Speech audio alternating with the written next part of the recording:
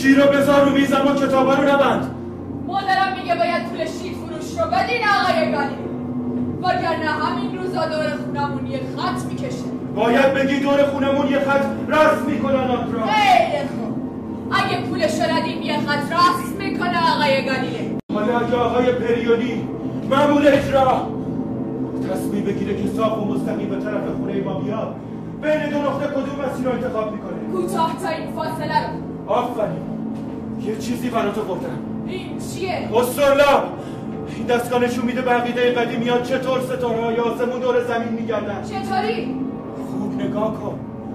اول بگو ببینم چی میبینی؟ این وسط یه سنگ کوچیکه که زمینه. دور تا دورشم کاسایی هست که روی هم دیگه کار گذاشتن. تعدادشون 8 تا. اینا گنبدهای بلورینن. روی کاسه ها گله‌های کوچیکی گذاشتن. پیش ستاره هاست. جام نمارایی که روی هر کدومش یه چیزی نوشته. چی نوشته؟ اسم ستاره ها رو. زمین.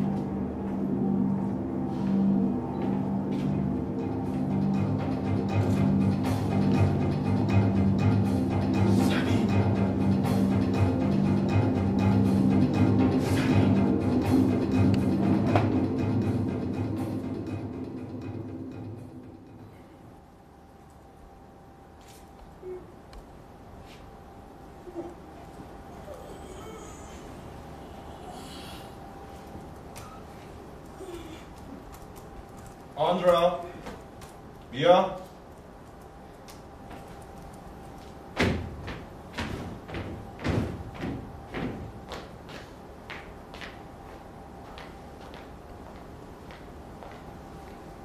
بله آقای گالیله. اینجا رو نگاه کن. این زمینه، این ماهه، اینم خورشیده. به نظر تو کدوم باید دور کدوم بگرده؟ خب این که دیگه معلومه. زمین وایستاده، خورشید و ماه دورش میچرخن. چرا؟ چرا؟ به خاطر اینکه من خودم میبینم که خورشید صبح اینجاست، بعد شبا اینجاست. خب چطوری میشم باور کنم که اینجا وایستاده از جاش تکون نمیخوره؟ صبح بخیر خانم سارتی. صبح بخیر مامان. دست شما درد نکنه.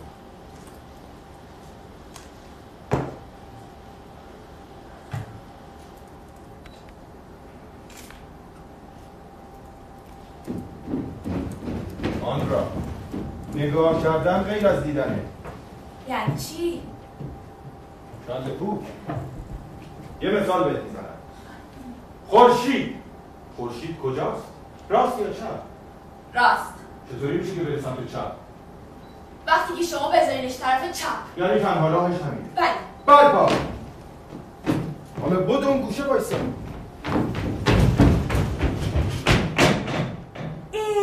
اومد طرف چپ. از جاش حرکت کرد؟ نه. چی حرکت کرد؟ من. آفرین. پس خورشید ثابت آقای تویی. گالیله! بله خانم سارتی، بله. دقیقاً داری با پسر من چی کار میکنی؟ دارم نگاه کردن رو بهش یاد میدم. آها، اونم اینجوری با گردوندنش دور خونه. یه چیزی بگم. شما ساکت. شما مغز این بچه رو انقدر به کار میگیری تا کم کم بیاد حساب کنید و دوتا میشه 5 تا. دیشب اومده به من میگه زمین دور خورشید میچرخه. خب میگه؟ من نگفتم آقای گالیله، کوپرنیک گفته. آها، پس اینا رو هم شما یادش میدین که بره توی مدرسه اینقدر جار بزنه که آقایون کشیشا میان سراغ من که بچه در پای کمپرامیز میزنه. خجالت بکشین آقای گالی. سرکار خانم سارتی، شما نباید جلوی تحقیقاتی که آندرا و من انجام دادیم و بگیریم. دوره جدیدی شروع شده خانم. پس تو همین دوره جدید طلب شیرفروش هم بهش بدین آقای گالی. حتما. آقای گالیله، بله. مگه خود شما نگفتید که زمین هم دور خودش میچرخه هم دور خورشید؟ درسته؟ درسته؟ آقای گالیله. جانم خانم سارتی، جانم. یه آقای جوون اومده میخواد شاگردتون بشه. خانم سارتی، آقای گالیله اینو مثل قبلی ها ردش نکنیم بره ها.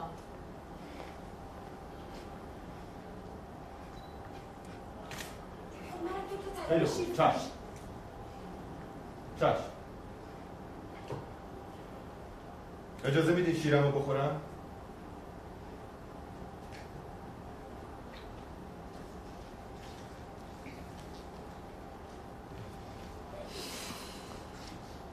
آندرا، هنوز که چیزی نشده اخماتو باز کن. آقای گله خود شما گفتین که زمین هم دور خودش میکرد و هم دور خورشید. خب پس یه وقت من از اینجا داشتم میرفتم اونجا دور خودم نچرخیدم. آها، به خاطر اینکه معلوم میشه اگه من دور خودم بچرخم از رو زمین پرت میشم پایین. دیدی؟ این دفعه گیر افتادی. نه خیر، چون من برای توضیح دادم که داشتم به این فکر کردم که اگه واقعا زمین میخواست بچرخه من شب از سر پایین نابوزون میشدم. آقای گله اینم که دیگه معلومه. آندرا، این زمینه. زمین نه آقای گله دیگه از اینجور مثالا نزن. با اینجور مثالا خب معلومه که شما برنده میشین. اینا همش مال آدمای حقه بازه. اگه راست میگی با واقعیش مثال بزنی. زمین اگه زمین باشه چی میشه؟ برای اینکه تو هم نمیخوای که بفهمی. نمیخوای.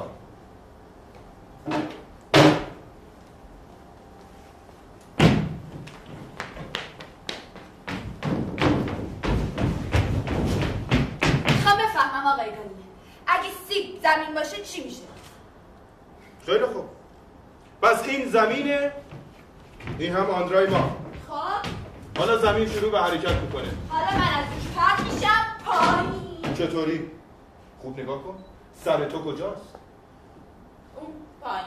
خیلی خوب. وقتی من این سیبو میچرخونم تو همونجا سر جات وای نستادی؟ خب چرا وایستادم؟ پس چطور آدم خیال میکنه که خورشید را میره؟ آفرین. حالا بالای سرتو نگاه کن. چی میبینی؟ سقف. اگه من زمین رو برگردونم چی میبینی؟ صندلی. سقف کجا رفت؟ پایینه. آقای گله. هلو مای فرندز، اسم من لودویکو مارسیلیه، ایمیلش هم اومده. اونجا در مورد شما زیاد چه اینم آقای گالیله. عقیده مامانم این بود که چی میگن یه خورده بگردم ببینم دنیا چه خبره. چه خبر نیست. و چون عقیده مامانم بر این بود که من در زمینه علوم میسریت بگیرم، یه گفتیم بریم اینجا. درس خصوصی ماهی انتا. اوکی ماهی انتا. فقط از الان بهتون میگم که کلا من چیزی نمیفهمم. میگفتم که وقتی میشه مثبت انتا. اوکی مثبت انتا. من فقط میتونم اول صبح به شما درس بدم. اول صبح درس بدیم.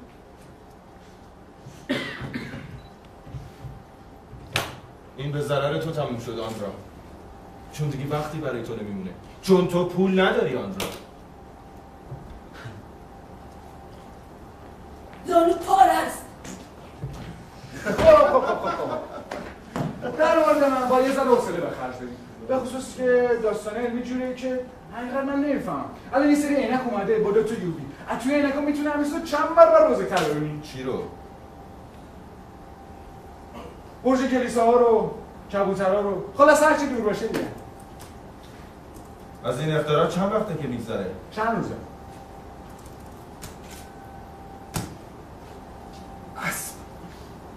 چی؟ منظورم اینه که چرا حالا فیزیک پرورش اصلا برای شما خوبه. عقیده مامانم این بود که توی این مهمونه امروزه یه ذره علم چاشنی قضیه هست. خب شما میتونید روی یکی از زبونهای مرده مطالعه کنید. ببینید الهیات هم آقای فاصله گله هم پول شیر. چشم خانم سارتی، چشم. لودو سه‌شنبه بعد از ظهر بیاد. ای بابا سه‌شنبه بعد از ظهر میبینم. منو چپ نگاه نکنم ده.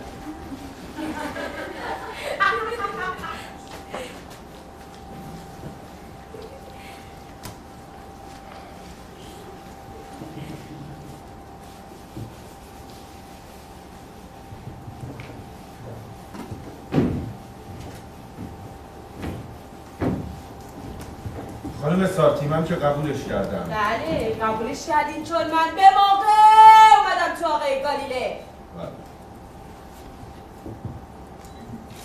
12 سالی دانشگاه بیرون منتظر بگردیمتون.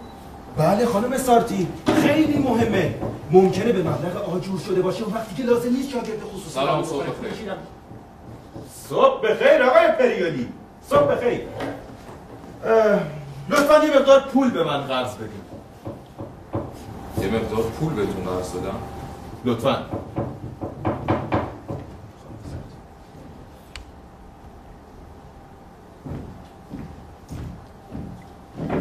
باشه بهتون پول قرض بدم. خیلی ممنون. آندرا کجاست؟ آندرا! آندرا! بله آقای گالیله. برو 2 تا عدسی از عینک‌ساز بگیر بردار بیا.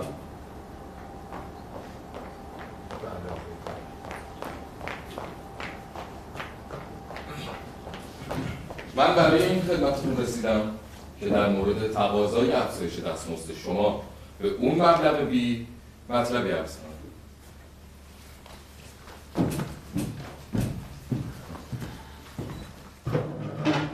باید بهتون بگم که من نمیتونم اون تقاضای شما رو در دانشگاه به تصویب برسونم، چون همونطور که خودتونم در جریان هستین ریاضیات متاسفانه مشتاقان چندانی نداره و خب قاعدتاً عده زیادی رو به دانشگاه جلب نمیکنه.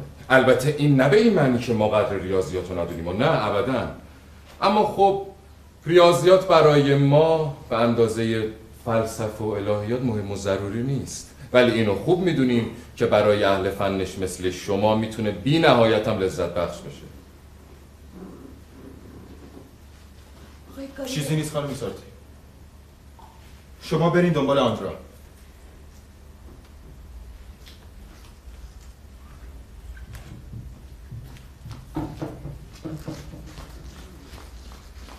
اما آقای عزیز، امر بنده با مبلغ آذر ماه نمیگذره. خب شما میتونید شاگرد خصوصی درس بدید. یعنی آقای گالیله میخوایم بگیم با حسن شهرتی که شما دارین شاگرد خصوصی ندارین؟ دارم آقای پریودی، دارم. زیاده از حدم دارم، طوری که دیگه وقت برای مطالعات خودم باقی نمیمونه. چون من همش دارم یاد میدم. از کی میتونم یاد بگیرم؟ البته حیف که من مثل اساتید فلسفه عقل کل نیستم. من نادونم، هیچی بلد نیستم. پس مجبورم سوراخ سنبه‌های علممو بگیرم و خودم رفو کنم. فراموش نکنید آقای گالیله که اگه ما به اندازه بعضی از این شاهزاده‌ها دستمزد پرداخت نمی‌کنیم، اما در عوض آزادی تحقیقات و پشتیبانی رو تضمین می‌کنیم. در اینجا ما حتی وجود پروتستان‌ها رو به عنوان یک شنونده تحمل می‌کنیم و بهشون درجه دکترا میدیم. یه مثال خدمتتون عرض کنم. همین آقای کرومانینی با وجود اینکه ثابت شد که ایشون افکار ضد مذهب رو شایع میکنن، ما نه تنها به تفتیش عقاید تسلیمشون نکردیم، بلکه با اضافه حقوق ایشون هم موافقت کردیم. برای همه مردم روشنه که در اینجا تفتیش عقاید معنایی نداره. تفتیش عقاید اینجا رنگی نداره. تفتیش عقاید اینجا حرفی برای گفتن نداره. برای شما که یک منجم هستین، یعنی به نوعی شغلی داریم که مدتی داره به اعتقادات کلیسایی بی‌حرمتی میکنه، این مسئله باید خیلی مهم باشه. جردان و برونو رو شما از همینجا تحویل دادین چون هیئت کوپرنیکی رو تبلیغ میکرد. ما ایشون رو تحویل ندادیم به این دلیل که هیئت کوپرنیکی رو تبلیغ میکرد، بلکه به این دلیل که ایشون مال اینجا نبود و اینجا کرسی هم برای تدریس نداشت. اما اساساً بهتون توصیه میکنم حرف مردی رو که در آتش سوزانده شده نزنید، چون با وجود تمام آزادی هایی که در اینجا وجود داره، به صلاح شما نیست حرف مردی رو که کلیسا علنا اونو کافر و مرتد اعلام کرده جار بزنید. حتی در همین جا هم به صلاح شما نیست. شما به بهانه این که تفتیش عقاید همه جا آدم کشی و آدم سوزی میکنه، بهترین استادها رو با بدترین حقوق استخدام میکنید که مثلا در مورد تفتیش عقاید حفظشون کنید. این واقعا بی‌انصافیه. ببینید آقای گالیله، ما در مقابل علمی که شما ارائه میکنید اندازه‌ای میتونیم بپردازیم که بودجه‌مون اجازه میده. و البته این رو هم فراموش نکنید که آقایانی که برای شما دست میزنند و هورا میکشند پولی از این بابت به دانشگاه ما نمیپردازند که حداقل اینجوری بتونه بخشی از ارزش‌های کار شما رو تلافی کنه. پس قبول کنید که همینجا کار کنید و با همین شرایط کنار بیایید. آزادی تجارت، آزادی تحقیق. میفهمم. به نظر من رونق تجارت جمهوری ما موضوعی قابل تحقیر و تمسخر نیست. به عنوان بازرس عالی دانشگاه طی سالیان دراز اصلا نمیتونم با این لحنتون، البته اگه جسارت نباشه، با این لحن سبک و زننده شما درباره تحقیق موافق باشم. کافیه چشماتون رو باز کنید و ببینید که در بعضی جاها چطور دانش و دانشمند زیر شلاق اسارت و بردگی زجر میکشن. خیلی جاها هست که جلد چرمی اون کتاب‌های قدیمی رو میبرن و از اون شلاق درست میکنن. در عوض ببینید که ما در اینجا با چه شادی بیپایانی از افکار شما، حالا هر چند به زعم خودتون جسورانه باشه، استقبال میکنیم. پس قبول کنید که همینجا کار کنید. اینجا کسی مزاحم شما نیست، کسی مراقب شما نیست آقای گلیله. بله. و اما اونچه که به مسئله مالی قضیه مربوط میشه، خب باز هم اپلیکیشن هایی برای گوشی‌های اندرویدی طراحی. آقای پریودی، آقا بیفایده است. چطور؟ شما به چیزهایی که اینجور نظر مقامات عالی رو جلب کرده و اونقدر پول در آورده بیفایده میگی؟ بله، بیفایده میگم.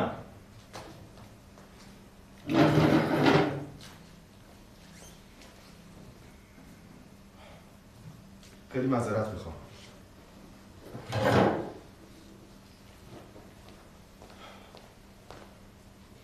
ببینید آقای پریودی، شاید یه دونه از اون اپلیکیشن ها که خواستی براتون ساختم. شاید.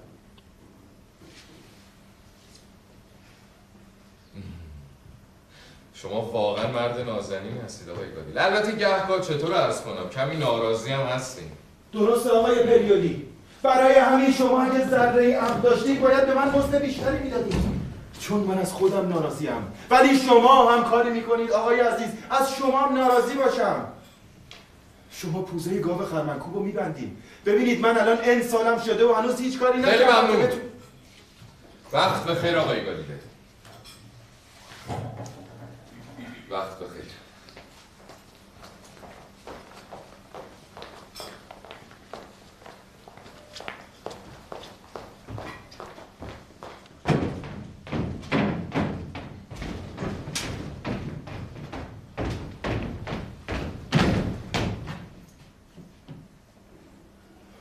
چرا سیبتو نخوردی؟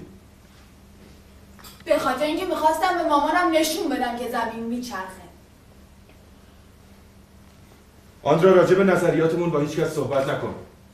مقامات عالی قدغن کردن. ولی نظریاتمون که درستن. به هر حال مقامات عالی هم میتونن قدغن میکنن.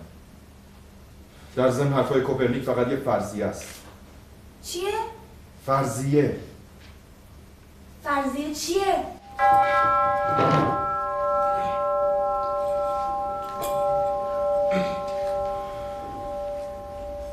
یک بار دیگه هم صفحه‌ای از صفحات طلایی کتاب بزرگ هنر قراره که به دست ما ورق بخوره. دانشمندی که شهرت جهانی داره وسیله‌ای رو به شما و فقط به شما تقدیم میکنه که ارزش تجاری فراوانی داره و شما میتونید مطابق دلخواه خودتون اونو تکثیر و روانه بازار کنید.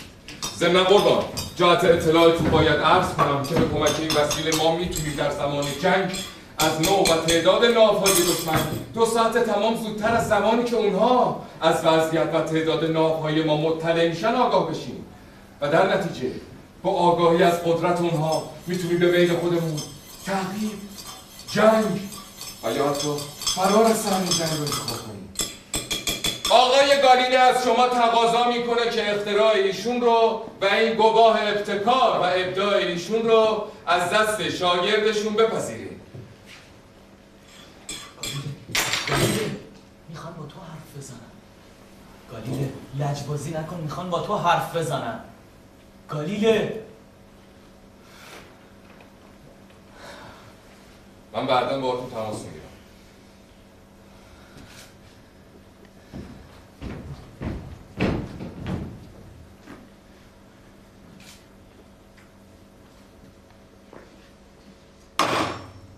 قول نمیدم بتونم مسخره بازی اینا رو تا آخر تحمل کنم. اینا فکر میکنن بازی اسباب بازی پرمنفعت گیرشون اومده، اما ارزش این عینک خیلی بیشتر از ایناست. چرا؟ دیشب ماهاش با هم رصد کردم صاحب. خب چی دیدی؟ دیدم که ماه از خودش هیچ نوری نداره. یعنی چی؟ گالیله از اینجا میشه استقامت اونجا رو هم دید. نشستن توی قایق دارن آفتاب میگیرن. اشتهام باز شد. علم نجوم از 1000 سال پیش تا به حال در جا زده. میدونی چرا؟ برای اینکه منجما عینک نداشتن. آقای گالیله گالیله آقای گالیله صدا میکنه. آقای گالیله با این عینک خیلی خوب میشه دید. یادم باشه به زنای خونم بگم دیگه روی پشت بوم همون نکنم. تو میدونی کهکشانم چی درست شده؟ نه. ولی من این کهکشان از میلیون‌ها میلیون ستاره تشکیل آقای گالیله بله خانم سارتی. شاگرد شما منو کلافه کرده. همش میگه میخوام به آقای گالیله تبریک بگم. Let's go!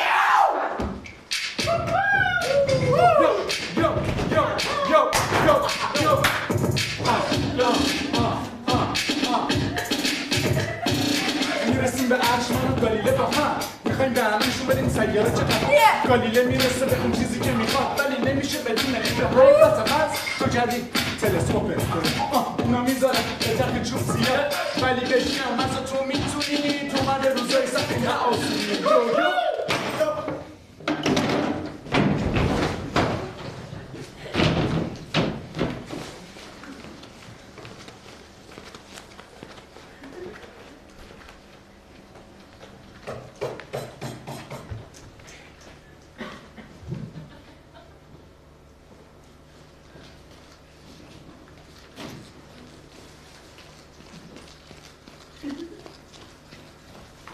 دارم از خودم سوال میکنم اصلا با این عینک میشه نظریه خاصی رو ثابت کرد؟ فعلا باید خودتو کنترل کنی گالیله. اون مبلغ بی رو دیگه توی جیب خودتون حساب کنیم گالیله. نظری که راجع به ماه دادم تقریبا برام قطعیه.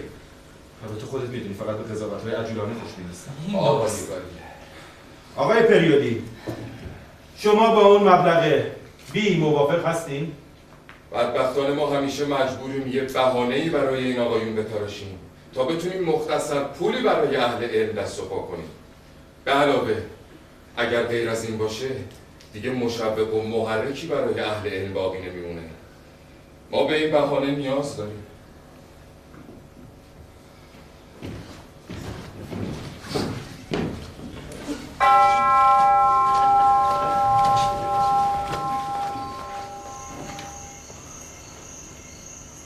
چه توجیهی برای نقطه‌های روشن داریم؟ هیچی. اینا کوهن. کوه؟ توی یه ستاره؟ اما این که نجوم 2000 ساله رو منتفی میکنه گالیله. به نظر تو این نور از کجاست؟ نمیدونم. از زمین. مزخرف میگی. زمین چطوری میتونه نور بده با کوه و آب و جنگلاش؟ یه جسم سرد. خب همونجوری که ماه روشنایی میده، چون جفتشون از خورشید نور میگیرن بنابراین میتونن از خودشون هم نور بدن. بنابراین هیچ تفاوتی بین ماه و زمین نیست. ظاهرا که نه. گالیله هنوز 10 سال نشده که توی اینجا یه مردی رو توی آتیش سوزوندن، اسمش هم جردانو برونو بود. اونم درست همین عقیده رو داشتا. درسته اونم همین عقیده رو داشت. ولی نگاه کن، ما داریم با چشم خودمون نگاه میکنیم. ببین تفاوتی بین زمین و ماه نیست. بهت قول میدم بشریت تو دفاتر خودش یادداشت میکنه آسمان منتفی شد. وحشتناکه این خیلی وحشتناکه گالیله. تازه من این کشف دیگه هم کردم که شاید از این وحشتناکتر باشه. آقای گالیله! آقای پریودی آقای گالیله! آقای پریودی! آقای گالیله! آقای پریودی!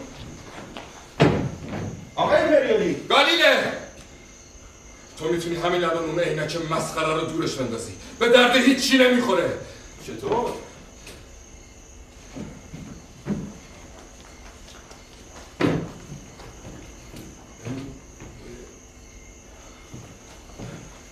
میتونم با شما در تنهایی صحبت کنم.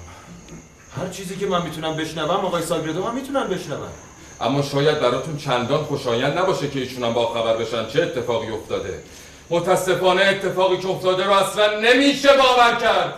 راحت باشین.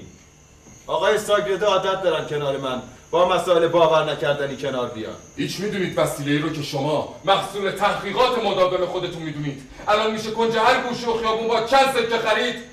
همین الان یک کشتی توی اسکله داره آتا از اینا رو خالی میکنه. جدا؟ من علت این آرامش شما رو نمیفهمم. شما از چی نگرانی؟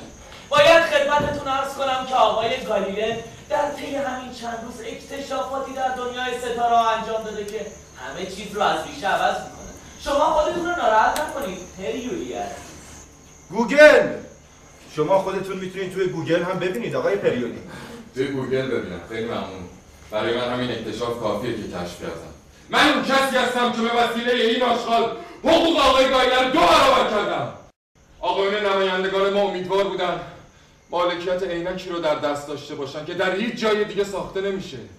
و البته اگه هنوزم متوجه نشدن که کاملتر شده همین دستگاه رو که تازه 7 برابرم بزرگتر میکنه، کجا هر گوشه و خیابون میشه از هر دست فروشی به قیمت یه نون قندیل خرید، صرفا یه تصادف محضه. البته پریولی عزیز، من نمیتونم درباره ارزش تجاری این دستگاه اظهار نظر کنم، اما از نظر فلسفی که نگاش میکنید بسیار زیبا و قشنگه. از نظر فلسفی آقای عزیز آقای گایلر ریاضیدان هم به فلسفه چیکار دارن؟ ببینید آقای گایلر، شما قبلا ریز پردازنده های خیلی خوبی اختراع کردین که هنوزم همه از کار اون رضایت دارن. اون وقت مگه ممکنه که توقعی همچین فریبکاری رو از شما داشته باشم؟ اینقدر تون نرو پریولی. ما باید برای آسمون ساعت مطمئنی بسازیم که راهنمای کشتیرانی باشه. اما حالا به کمک همین عینکی که جناب عالی بهش میگه دست بردار، من از این حرفا زیاد شنیدم. به هر حال تا آقای گالیله، به پاس محبت‌های من از من سوء استفاده کردی. از این به بعد از من به عنوان یه بازرس دولتی یاد میکنن که با یه عینک مسخره بی ارزش خودشو رسوای خاص عام کرده. تو حق داری بخندی. تو پول خودتو گرفتی کردی تو جیبت. ولی من بهت میگم که از این حقه بازیت حقم میگیره.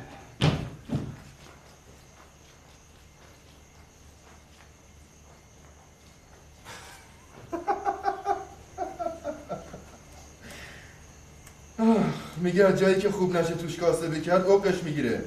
گالیله تو از این عینک خبر داشتی؟ بهتره برگردیم سر کاره. گالیله تو از این عینک خبر داشتی؟ گفتم برگردیم سر. دارم ازت سوال میکنم، از این عینک خبر داشتی؟ خبر داشتم، ولی من برای این احمقا عینکی ساختم که سگش به تمام عینک‌های اونجایی میارزه. تازه خودت دیدی پریولی دائما تو خونه ماست، داره از من مراقبت میکنه. ویرجینیا کم عقله، جهیزیه میخواد. ساکردو حتی به اندازه کسایی که براشون شیر میارن هم به من حقوق نمیدن. همش یه مش زغال برای 4 تا درس ریاضی. منم خرج دارم.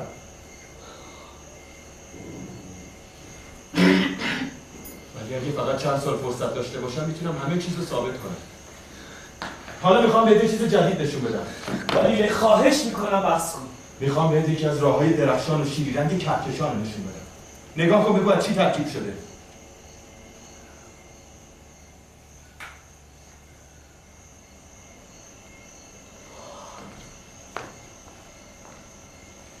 ستاره است. بی نهایت ستاره. همه اینها برای خودش دنیاهاییه. دنیاهای عجیب و غریب. قربانی تفتیش عقاید این ستاره ها رو ندیده بود، اما منتظرشون بود. گالیله خب به فرض اینکه زمین ما یک ستاره باشه، هنوز راه درازی تا تایید گردش زمین به دور خورشید وجود داره. هیچ ستاره‌ای تو آسمون نیست که ستاره دیگه‌ای دورش بچرخه، ولی ماه به دور زمین داره میچرخه. درسته، منم تو همین فکرم از 2 روز پیش. زاهد اینجا رو نگاه کن. این مشتریه. کنارشو ببین، 4 تا ستاره کوچیک‌تر که فقط با دوربین دیده میشن. دوشنبه دیدمشون. گالیله وضعیتشون رو ثبت نکردم. گالیله بله. صبر کن، چند تا ستاره دیدی؟ 4 تا. خودت با چشمای خودت ببین. ولی این فقط 3 تا ستاره است. چی؟ نگاه کن، این فقط 3 تا ستاره است. پس ستاره 4می کجاست؟ کجاست؟ صاحب اون لپتاپ رو بعد حساب کن ببین ستاره 4می الان کجاست.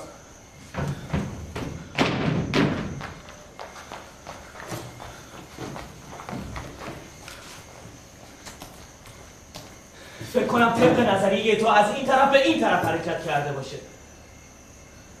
پس دیگه شکی نیست که ستاره 4می فقط رفته پشت مشتری. یعنی مشتری ستاره ثابتیه که ستاره دیگه‌ای به دورش میچرخن. پس این فلک بلورینی که به مشتری چسبیده شده چی میشه؟ مسئله همینه. اگه ستاره های دیگه‌ای باشن که به دور زمین بچرخن، فقط یه نظریه باقی میمونه. اون همین که تو آسمون هیچ تکیه‌گاهی نیست. آروم باش. تو میری تو فکر کردن عجله میکنی گالیله. آندرا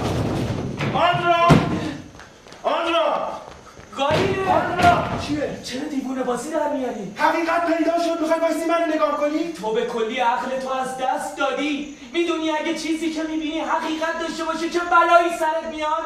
میخوای شیپور برداری تو بازار جار بزنی که یه خورشید دیگه هم هست، یه زمینای دیگه هم هستن که دورش میچرخن؟ بله، و اونجوری که همه فکر میکنن این کهکشان از این دور زمین فسقلی ما نمیچرخه.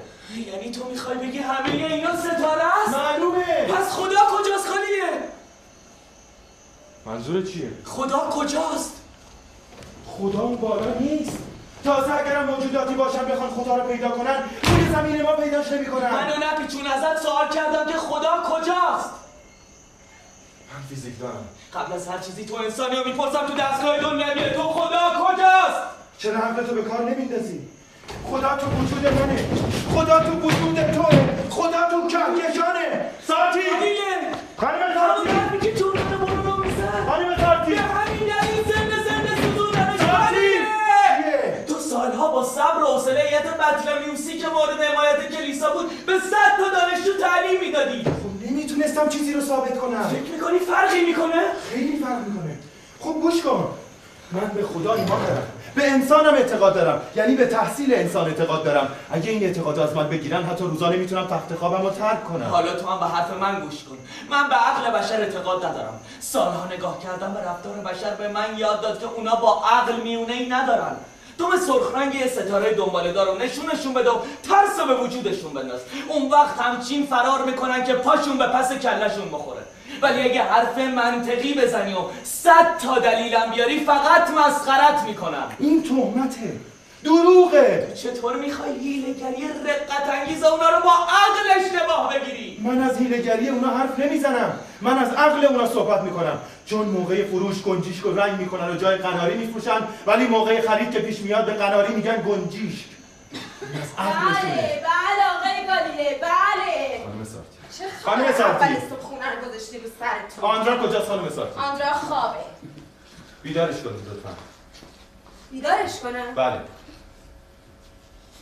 حدس دارم هرچه از زیر سر این ماسفسکاتونه ها. خانم ساعتی بشینید. بشینید.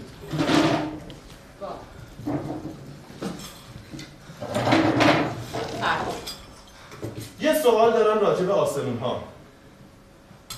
به نظر شما بزرگه باید دور کوچیکه بگرده یا این کوچیک هست که باید دور بزرگه بگرده؟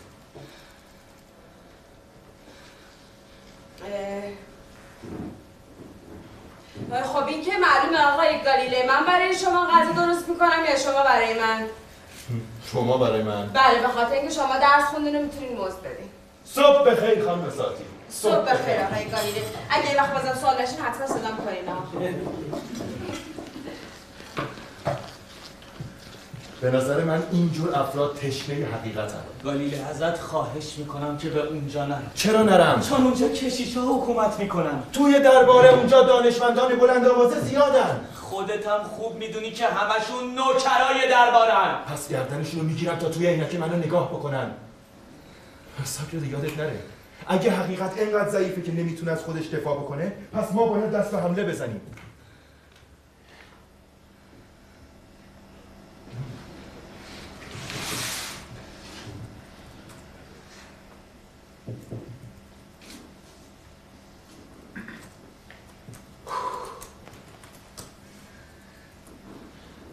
باشه دوست عزیزم، میبینم که تصمیم خودتو گرفتی، ولی اینو گوش کن.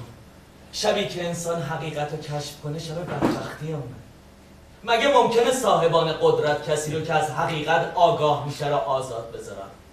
تو فکر میکنی وقتی الان به پاپ بگی اشتباه میکنه بگه چشم؟ تو راست میگی؟ دفترچه‌شو در میاره و یادداشت میکنه آسمان منطفی شد؟ تو میخوای حقیقت رو بذاری تو جیبت و عینک تو بگیری دستت، علنا خودتو بندازی تو دام. تو که تو مسائل علمی انقدر شکاک و دیرباوری به محض اینکه یک اقدام باعث آسون شدن کارهای عملیت میشه مثل بچه ها زود باور میشی؟ گالیله، الان که عینک تو زده بودی و ستاره‌های جدید رو نگاه میکردی، تو رو شعله‌های آتیش دیدم و وقتی میگفتی به دلیل و منطق معتقدی، بوی گوشت سوخته به مشامم خورد. دوست عزیزم، من علم دوست دارم ولی تو رو بیشتر. ازت خواهش میکنم که به اونجا نرو. اگه قبولم بکنن میرم.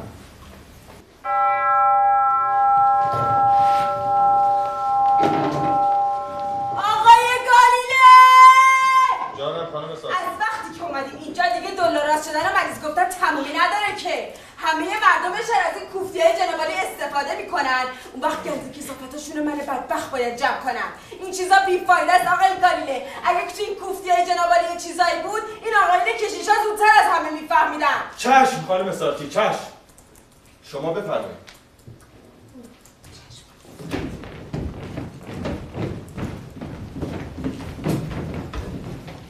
آقای گالیله اینجا چشم. کسی چشم. چشم.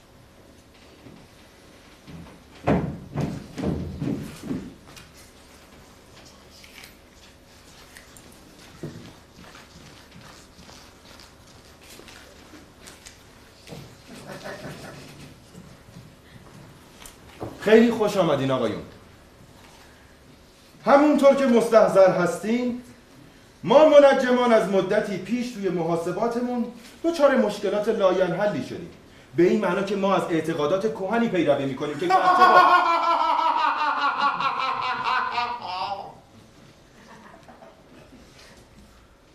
که گرچه با فلسفه یکی هستن، اما بدبختانه با واقعیت کاملا در تضادن. خواهش میکنم توی لپتاپاتون رو نگاه بکنید. پروفسور، خواهش میکنم لپتاپ. ببینید، مثلا سیاره زهره باید یه همچین مداری رو طی بکنه. خب به فرضم اگه ما این حرکات رو قبول بکنیم، باز نمیتونیم حرکت بعدی ستاره ها رو پیش بینی بکنیم. یعنی جاهایی که قاعدتاً باید باشن نیستن. ولی خب من فکر میکنم این تغییر مکان ها در مورد ستاره های کوچکی که من اخیراً در کنار جوپیتر کشف کردم مصداق کامل داشته باشه. خواهش میکنم توی عینک من رو نگاه بکنید پروفسور. میترسم قضیه به همین سادگی هم نباشه. استاد گالیله، پیشنهاد میکنم قبل از اینکه اون عینک معروف شما رو ملاحظه کنیم، اگر موافق باشین یه بحث مختصری رو شروع کنیم. حتما. موضوع بحث اینه که آیا اصلا یه همچین ستارگانی میتونن وجود داشته باشن؟ فکر میکنم اگه توی عینک رو نگاه بکنیم کاملا متقاعد بشیم. البته حتما بدون شک تو مطلعی که از نظر قدما اولا هیچ ستاره‌ای وجود نداره که حول محوری جز زمین بچرخه. ثانیاً ستاره‌ای هم وجود نداره که تو آسمون نقطه اتکایی نداشته باشه. بله. ببینید آقای گالیله، من بدون اینکه بخوام از امکان وجود همچین ستارگانی که جناب استاد ریاضیات احتمالاً در موجودیتش تردید داره صحبتی بکنم، میل دارم در کمال فروتنی به عنوان یه پروفسور این سوال رو مطرح کنم: آیا اساساً اینها لازم هستن؟ آریسی تو دیوینی سابر بود. خواهش میکنم با زبون خودمونی صحبت بکنیم.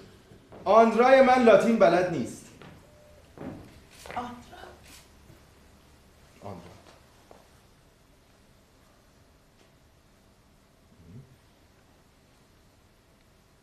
مگه اهمیتی بله پروفسور. خیلی معذرت میخوام ولی من اصرار دارم. خیلی معذرت میخوام. پس در این صورت شکوه و رونق استدلال از بین میره. اون صورت که یهانی که ارسطو گلایی تصویر کرده و اون افلاک از گنبدهای مینایی و مدارات اجسام سماوی و انحنای زاویه مدار شمسی و رموز سیارات چنان زیبا و منظمه که از به هم ریختن اونها باید دست برداریم. آقا پروفسور، خواهش میکنم با چشمای خودتون این سیاراتی که هم غیر ممکن و هم غیر ضروریه رو ببینید. اگه این دستگاه تو چیزی رو نشون میده که نمیتونه وجود داشته باشه، پس دستگاه قابل اطمینانی نیست. منظورتون چیه؟ دلیله. خیلی خوب بود اگه تو اون دلایلی رو برای ما ذکر میکردی که باعث شدن تو تصور کنی در عالی ترین فلک و الافلاک آسمون ستارگانی بدون اتقا به هیچ جا در حرکتن. دلایل آقای گالیله، دلایل. آقایون، وقتی یه نظر به ستاره ها و یادداشت‌های من همه چیز رو ثابت میکنه، دیگه دلایل یعنی چی؟ خیلی معذرت میخوام پروفسور، خیلی معذرت میخوام، ولی واقعا بحث ما داره کمی به بیراهه میره. اگه مطمئن بودم بیشتر از این عصبانی نمیشدی، عرض میکردم اون چه که توی دستگاه توست با اون چه که تو آسمونی یکی نیست آقا. مؤدبانه تر از این نمیشه گفت. شما دارین به من تهمت حقه‌بازی میزنید. این دستگاه تو چه فرزند خودت باشه چه فرزند خوندن خیلی ماهرانه ساخته شده، شکی نیست. و ما اطمینان داریم آقای گالیله که چه شما و چه هر کس دیگری جرأت نداره ستاره ها رو به جز اون جوری که پاپ اعظم ترسیم کنه که در صحت اون کوچکترین تردیدی باشه آقا. آندرا، چیزی نیست خانم ساتی. آندرا، یه احمق.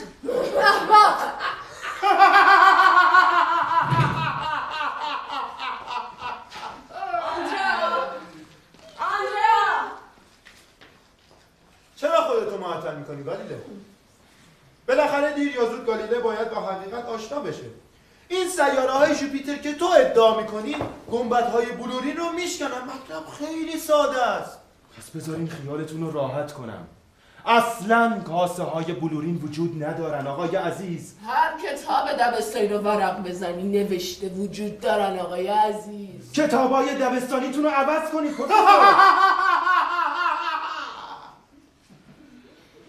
به هر حال بنده و همکار بنده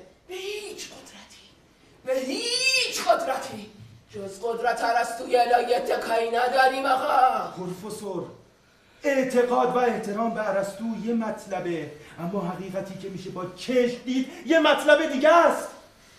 خواهش میکنم به چشماتون اطمینان کنید. شاید این حرف از نظر تو کهنه و قدیمی بیاد، ولی من عادت دارم که آثار ارسطو رو با چشمام بخونم و به چشمام اعتماد میکنم آقا. من هم عادت دارم ببینم اساتید تمام دانشکده‌ها چشماشون رو روی حقایق بستن و طوری وانمود میکنن که انگار هیچ خبری نیست. ببینید آقایون، من عینکامو در اختیار همه میذارم تا این چیزها رو ببینن، اما همه حرفای ارسطو رو تحویل من میدن. اون بابا عینک نداشت. نداشت. بس کن دیگه قلیله. میشنوی چی میگه؟ میشنوی؟ حالا خوب به حرفای من گوش کن قلیله. اگه قرار باشه به ارسطو، یعنی قدرتی که هم علمای باز و هم پدران بزرگ کلیسا رو به رسمیت شناختن اهانت بشه و به لجن کشیده بشه، به نظرم ادامه این بحث دیگه اضافیه. نه من یه نفر که دیگه حاضر نیستم توی بحث غیر علمی شرکت کنم آقا. فهمی که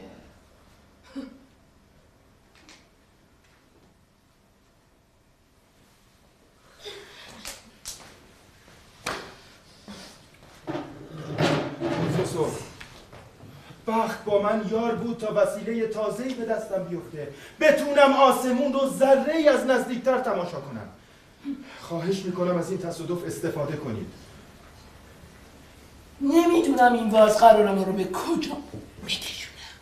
فکر میکنم ما مردان اهل علم نباید نگران این باشیم که حقیقت ما رو کجا میبره. حقیقت ممکنه ما رو به جای عجیب و قدیمی برسونه قلیله. ببینید پروفسور، طی این شبها در سرتاسر اینجا عینک‌ها متوجه آسمونه. این حرکت چند تا ستاره بی اهمیت و بی ارزش در آسمان پهناور ما نیست که مردم اینجا رو گوش بزن کرده، بلکه این تشویش از اونجا میاد که در اعتقادات مردم رخنه ایجاد شده. ببینید، شما اساتید وظیفه دارین تا ضرباتی بزنین و این نظریه ها زودتر فرو بریزن. طی تحقیقات علمی و کار در همینجا با مردان فنی تماس روزانه داشتم. اونا اغلب بی سوادن و فقط به شهادت 5 حسشون اعتماد میکنن و نگران این نیستن که این شهادت اونا رو به کجا میبره. عجب. بله پروفسور. پس با چیزایی که اینجا شنیدم دیگه شکی ندارم. استاد گلیله باید طرفدارای خوش توی کارگاهی کشتی و بین کارگرای کشتی اصلا در نهایت تعجب باید به عرضت برسونم. این گفتگوی خیلی آموزنده. خیلی طولانی شده گلیله.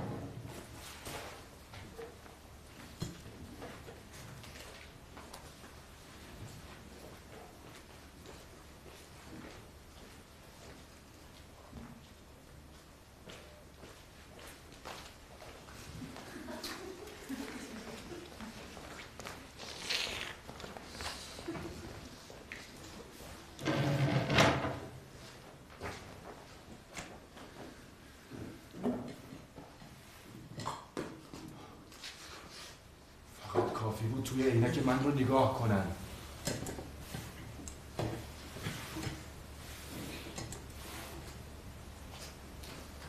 نگران نباشه آقای گلیله.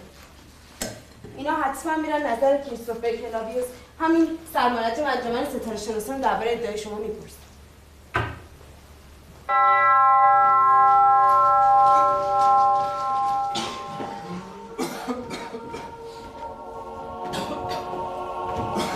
ساجرد اینجا چی کار میکنی؟ توی شهر طاعون اومده. طاعون؟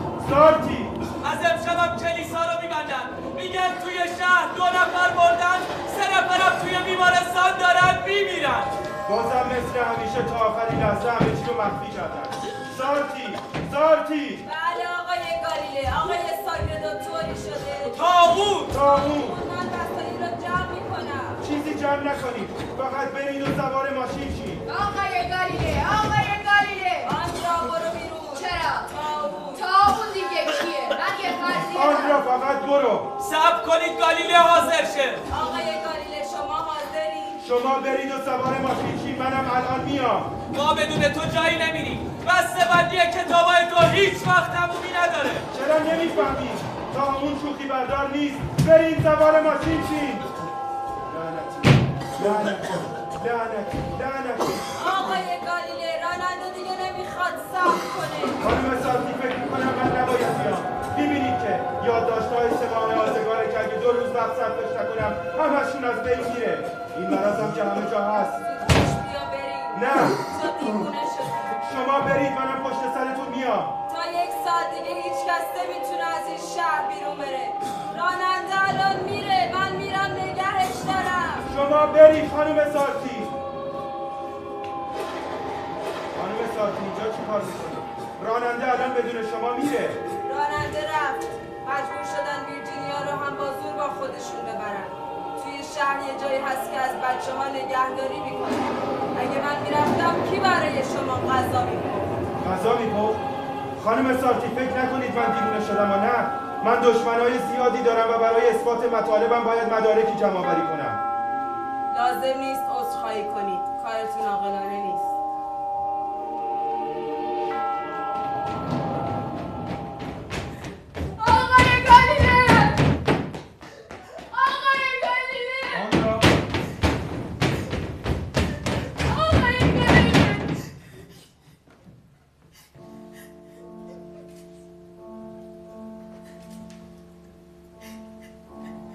آندرا چطوری برگشتی اینجا؟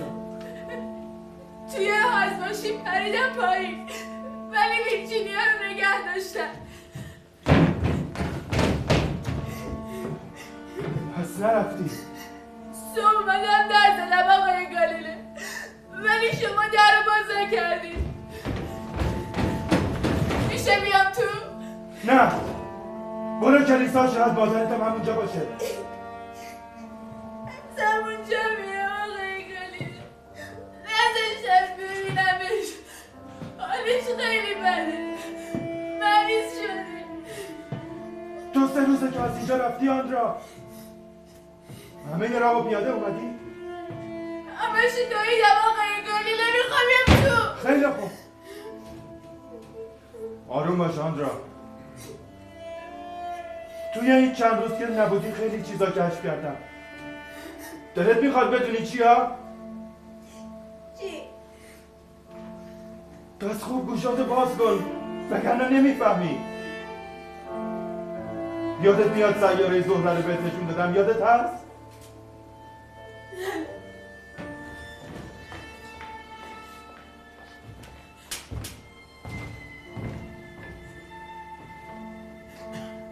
زهره مثل ماه میمونه آن را. هم به صورت قرص کامل دیدمش هم هلال. این عالی نیست؟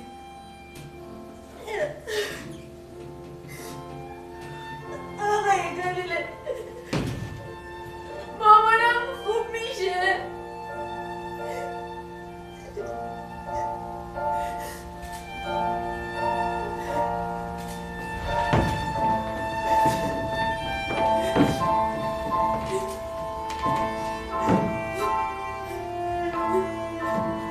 اگه من نبوده بودم این اتفاق نمی‌افتاد آن را. خب حالا که موندیم حداقل دیگه حرفاتونو باور میکنن اگه نه من دیگه تمام دلایلمو جمع کردم آن را. این وضعیت کوفتی زمانچه میرم و ثابتشون میکنم. آن را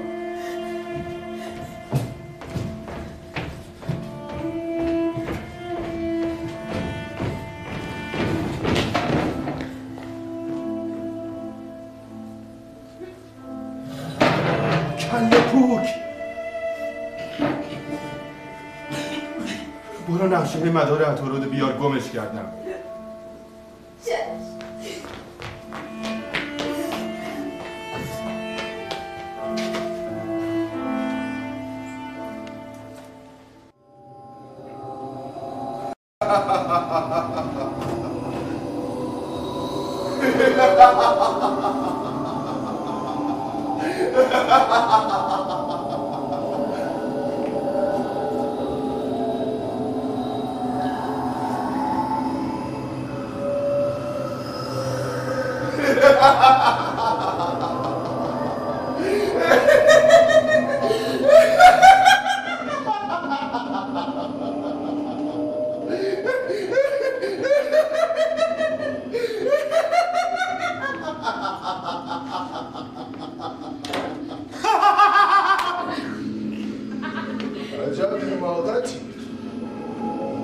عجب حماقتی.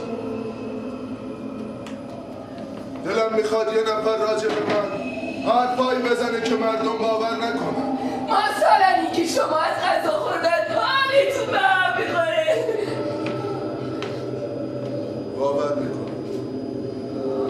باور میکنن. مردم فقط حرفای منطقی رو باور نمیکنن. در اینکه شیطان وجود داره شک میکنن. اما باور میکنن زمین مثل یه تیمه بازی پل میخوره و این ممکن نیست. انجمن تحقیقات واتیکان و شک اگه قرار بود همه ادعاهایی رو که از این سال پیش نابار شده رو جدی حساب کنیم چی میشد؟ سال این در دورترین افلاک در فلک هشتم ستاره تازه‌ای روشن میشه، بزرگتر و درخشانتر از همه ستاره های اطرافش. 18 ماه بعد خاموش میشه و به نیستی برمیگرده. پس در نتیجه این سوال جایزه که ابدیت و ثبات آسمون چی میشه؟ حالا با این اوصاف این سوال مطرح میشه، پس این افلاک کجاست؟ استاد گلیله افتضاح. با این وجود بازم بره تحقیق میکنه. نشسته با چشماتون عینک جهنمیش بر نمیداره. مشکل ما اینجاست که هنوز از جداول کوپرنیک کافر برای مشخص شدن کذوب و خذوب استفاده می‌کنیم. من سوال دارم. به عقیده شما کدوم بدتره؟ خسوف ما 3 روز بعد از تاریخی که توی تقویم نوشتند، یا از دست دادن رستگاری ابدی؟ ای خورشید بر فراز جهون بیست، ای ماه بالای دره ایالون بمان. اگر خورشید به قول این کافرها اصلا نمیتونه حرکت کنه، پس چطور ممکنه بیسته؟ یعنی کتاب مقدس دروغ میگه؟ نه!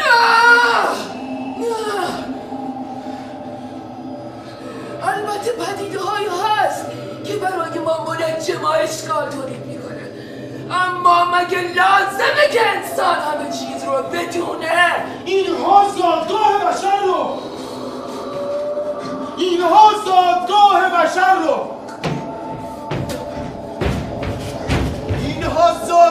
بشر رو با یه سیاره سرگردون برابر میکنن. این که ما فانی هستیم رو خودمون هم میدونیم. اینها میگن که آسمون هم فانیه. این آقایون میفرمایند که زمین هم ستاره است، بس دیگه هرچی که هست ستاره است. و روزی هم برسه بگن چه انسانی چه حیوانی. انسان هم همون حیوانه، اون وقت همه ما دیگه حیوانی. این آقای گالیله انسان را از مرکز عالم برداشته و در حاشیه قرار داده.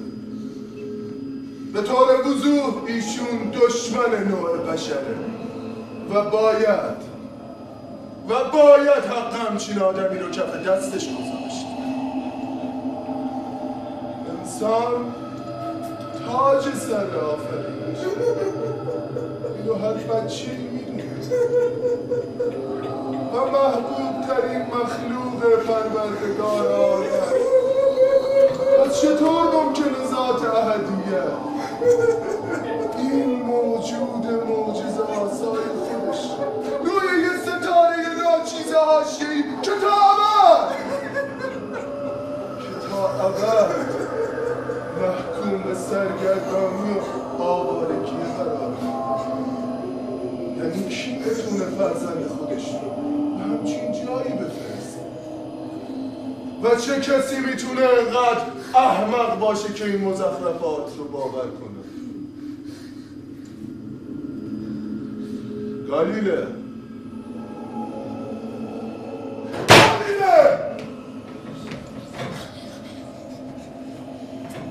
خیلی شبیه کسی هستی که چند وقت پیش سوزون.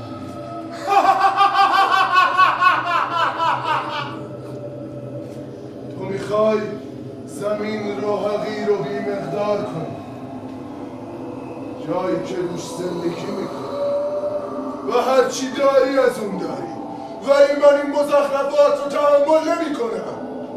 زمین ساکنه، مرکز کائناته و من در مرکز قرار دارم. نگاه خالق به من دوخته شده و فقط به من دوخته شده و خورشید بزرگ برای روشن کردن اطراف من خلق شد.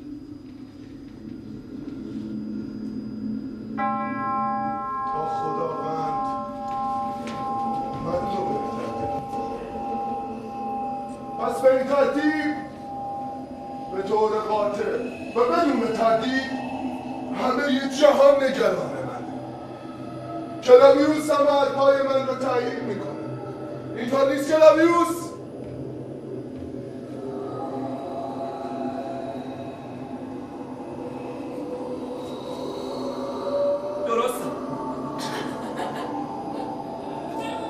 درست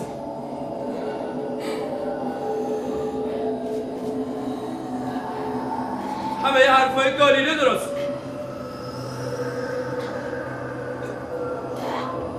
ما چقدر هم بود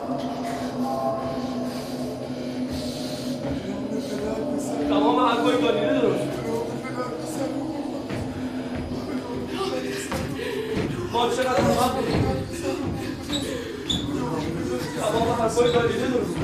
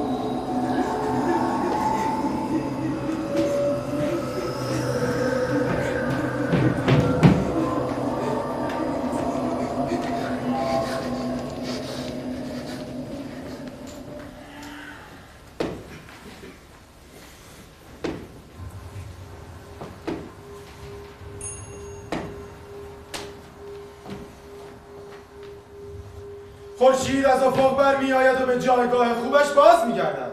این گفته سلیمانه. گفته گالیله چیه؟ وقتی پسر بچه 15 ساله‌ای بودم روی قایق نشسته بودم و فریاد میزدم ساحل از من دور شد. اما امروز میدونم ساحل ایستاده بود و این قایق بود که دور میشد. ما باید هم پای زمان خودمون پیش بریم. اگر این نقشه های آسمون که بر مبنای فرضیه های جدید ترسیم شده کار کشتیرانی رو آسون میکنه، پس چه بهتر که دریانوردان ما از این نقشه پیروی کنند. ما فقط از درس هایی خوشمون نمیاد که کتاب مقدس رو نسخ میکنن جناب. اما کتاب مقدس سلیمان میگه آن که قله را احتکار کند لعن و نفرین را بر خود میخرد. سلیمان میگه مرد حکیم دانش خود را پنهان میدارد. طویله همین که از گاوان پر شود ناپاک گردد. اما نعمت فراوان از قدرت گاوان پدید میآید. آن که بر عقل خود لجام زند برتر از آن است که شهری را میگیرد. آن کس که عقل را زایل شود قدرت از پای برود. مگر حقیقت به آوای بلند بانگ بر نمیدارد؟ بسیار خوب گالیله. آیا مطمئنید که شما منجما نمیخواید نجوم خودتون رو ساده تر کنید؟ شما به دایره ها، بیضی ها، سرعت های یک نواح و حرکت های ساده اونطوری فکر میکنید که مغزتون اجازه میده. اگه خدا قرار بود ستاره های آسمونش رو اینطور در هم حرکت بده، اون وقت حساب شما چی میشد؟ اگه خداوند ستاره ها رو این گونه خلق کرده بود مغز ما رو هم درست به همون شکل میآفرید. من به عقل ایمان دارم. عقل چیز ناقصیه گالیله. دوست عزیز، به نظر من عقل برد چندان زیادی نداره. ما در اطرافمون به جز ناهنجاری، هرج و مرج، ضعف و جنایت چی میبینیم؟ پس حقیقت کجاست؟ یه لحظه فکر کنید که پدران کلیسا و بعدم تمامی پیروانشون چه زحمت ها کشیدند و چه تلاش ها کردند تا بتونن به این دنیا که واقعا میشه گفت نفرت آور منظر و معنایی بدند. اصابت و سنگدلی کسانی رو به یاد بیارید که در زمینه های خودشون بدن نیمه برهنه دهقانها رو زیر شلاق میگرفتند و در عوض به حماقت این فلک زده ها فکر که به پاهای اونا بوسه میزن. و از اونجا که ما مسئول هستیم به این روند که شکل دنیاست و ما قدرت درکش رو نداریم معنا و منظوری بدیم، اومدیم این مسئولیت سنگین رو به عهده یک موجود برتر واگذار کردیم و گفتیم در این امور مشیت و صلاحی هست و همه چیز از یک طرح و نقشه کلی پیروی میکنه. حالا اومدی و اینجا ادعا میکنی که این موجود برتر درست نمیدونه ستاره هاش چطور حرکت میکنند، ولی تو میدونی؟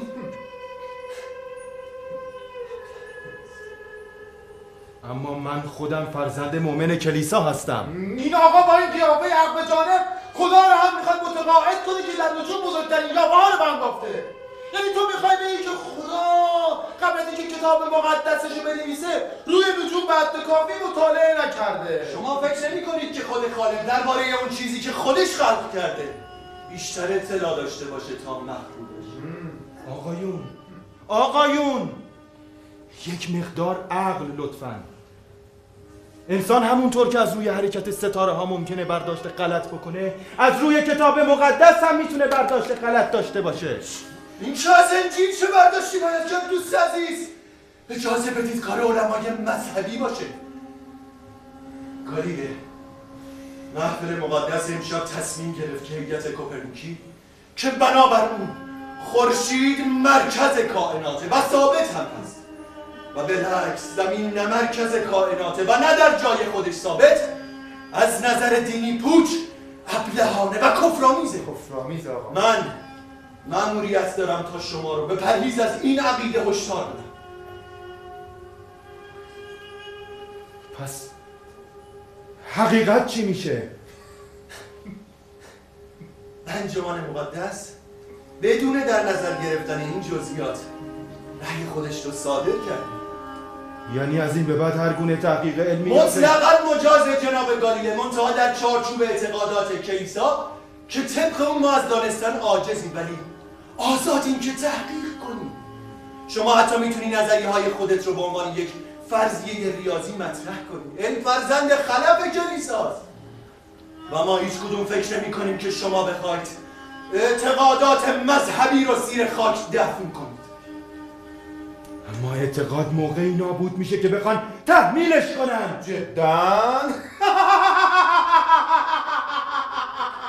این لباس امشب به من تا حدی آزادی عمل رو داده تا بتونم آهسته کنار گوش شما بگم به فرض اگر خدا هم وجود نداشت، اگر خدا هم ما وجود باید نداشت، یه دونه اختراع ما باید یه دونه اختراع میکردیم.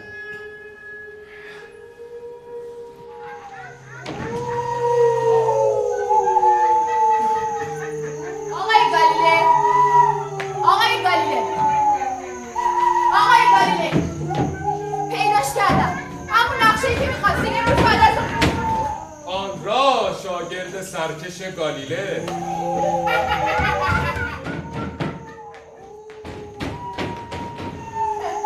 آقای میدونی آندرا توی دنیای ستاره ها انسان حتی اگر مرد بزرگی باشه میتونه به راحتی گمراه.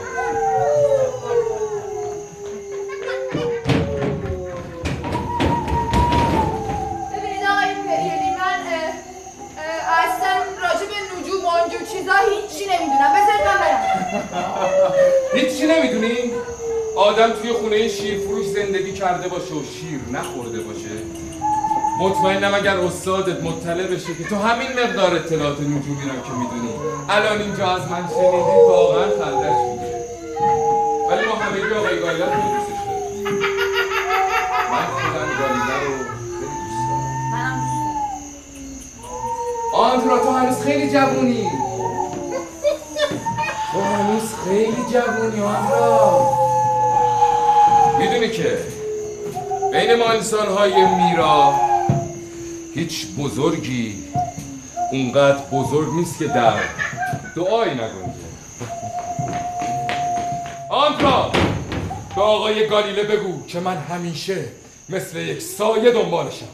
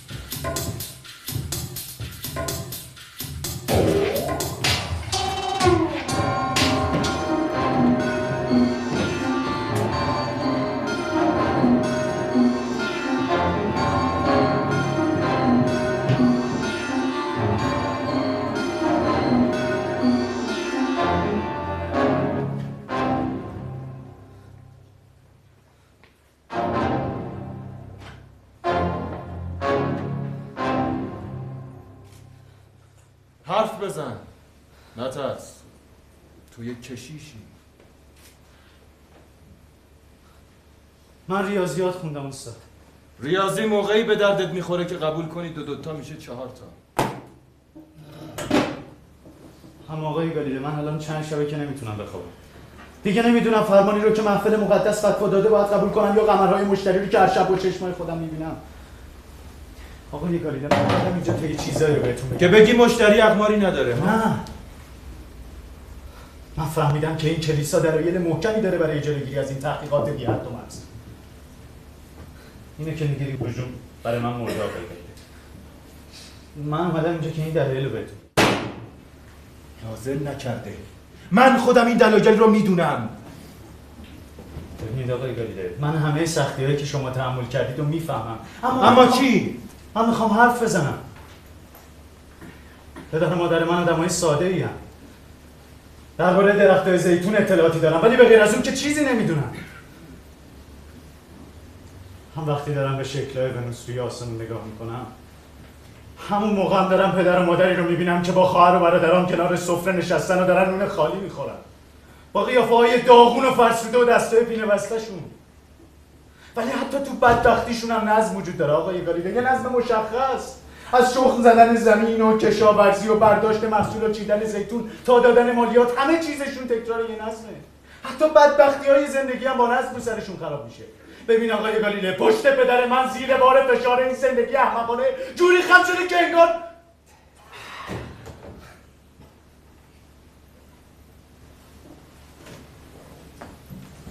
مادر من شده اینه، دستگاه جوجه کشی، یکی پشت یکی.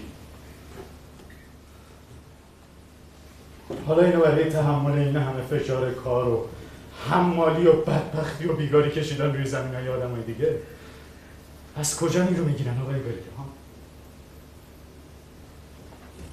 خب از این که میبینن هر سال زمیناشون دوباره سبز میشن، از این که میبینن هر سال درختاشون دوباره سبز میشن، از این که هر هفته یک شنبه ها میان کلیسا و دعا میکنن آقای گالیله.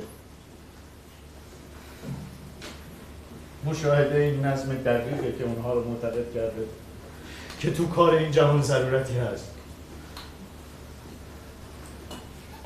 حالا اگه اونا از من بشنون که روی تیکه سنگ کوچیک و بی اهمیت جا دارن که مدام داره به دوره یه ستاره دیگه بین 1000 تا ستاره بی اهمیت دیگه میچرخه، چی میگم؟ پس معنی این صبر و تحمل و تن دادن به فقر و بدبختی چی آقای گالیله؟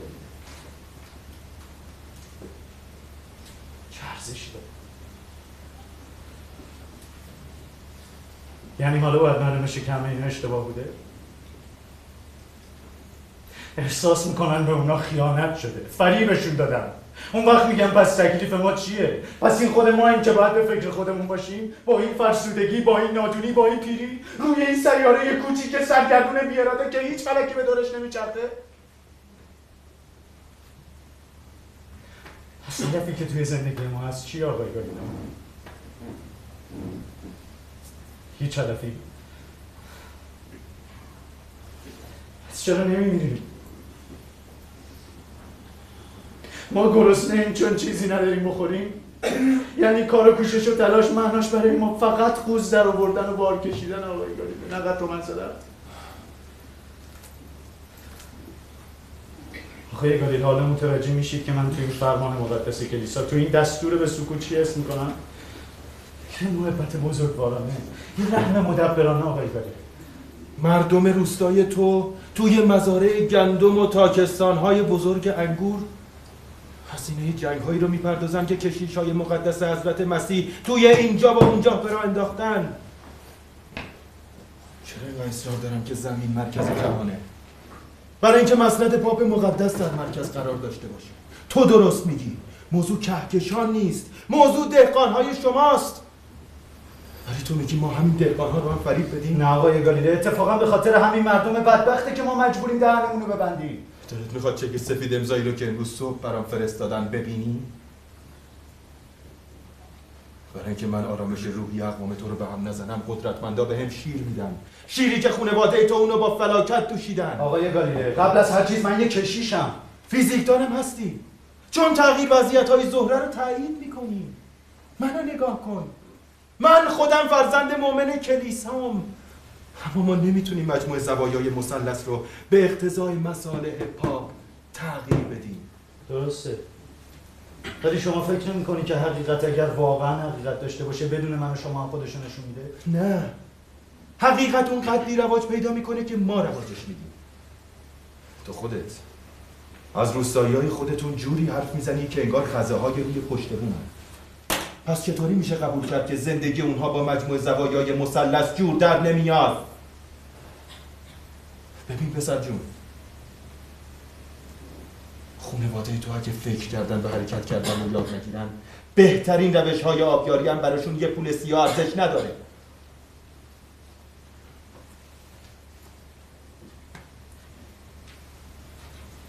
گفتی فیزیکدانم هستی، بله آقای. اینها دلایلیه که چرا آب دریا جزر و مد داره.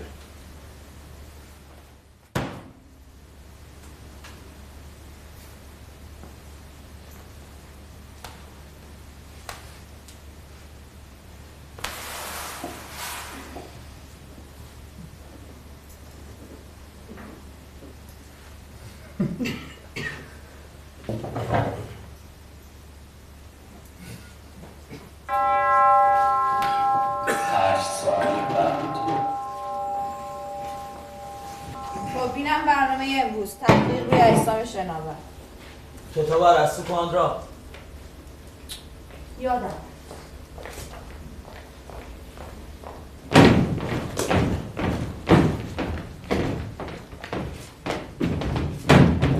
تو اینجا چی کار میکنی؟ باید با آقای گالی حرف بزن. نمیشه. باید باش حرف گفتم بزن. نمیشه. باید باش حرف بزن. نمیشه.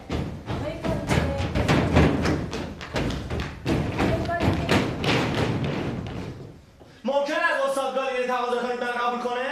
میدونم بدون اینکه حرف منو بشنوه منو لعنت میکنه. خودت هم خوب میدونی که نمیخواد تو رو ببینه. آقای گالیله. لطف کنید و ازش خواهش کنید که اجازه بده. باید باهاش حرف بزنم. آقای گالیله. چیه؟ آقای موچیوس. از من چی میخواد؟ این که اجازه بدید قسمت‌هایی از کتاب رو که نظریه کوپرنیک درباره چرخش زمین رو باطل می‌دونه براتون توضیح بدم. چی رو توضیح بدی؟ این که اصلا نظریه کوپرنیک این که مثلا نظریه تو با فرمان کلیسا یکیه؟ آقای موچیوس، شما ریاضی و فیزیک رو همینجا یاد گرفتی پهلوی من. حالا اومدی اینجا به من بگی این سنگ روی زمین نیفتاد و رفت بالا روی سر؟ آقای گالیله، بعضی وقتا شرایط طوری که آدم نمیتونه نمی‌تونه برای من حرف نزن. تو تا اونم نتونستی به مطالعات من بگیری. ولی از تا اون بدتر هم وجود داره آقای گالیله. بذار یه چیزی بگم.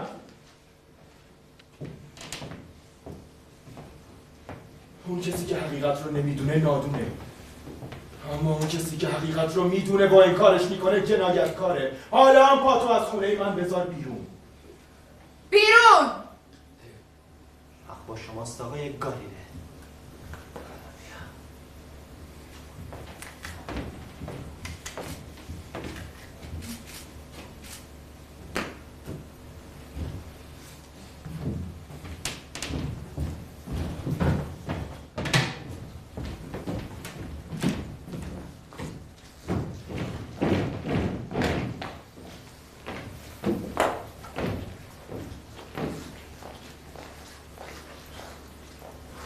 واقعا قبیز این آدم هیچ وقت استعداد بزرگی نبوده.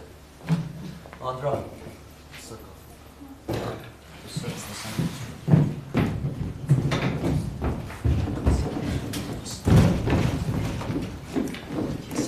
آقای گالیله من میخوام راجع به عروسی ویرجینیا باید حرف بزنم. این بچه مادر که نداره، شما به جایی که به فکر عروسیش باشید تیکای یخ روی آب بزنید. خب همین که میخواد راجع به عروسیش با شما حرف بزنه ببینید هر چیز دهنتون در میاد بهش میگی. ببین آقای گالیله من اصلا آدم عام و بی‌سوادی ام درست. ببین شما میرید این کوفه نگاه نازلی تو این آسمون این ستاره‌ها چجوری کنار هم چیده شدن. وقتی این بچه چی میشه؟ آینده چی میشه؟ ای آقای گفتم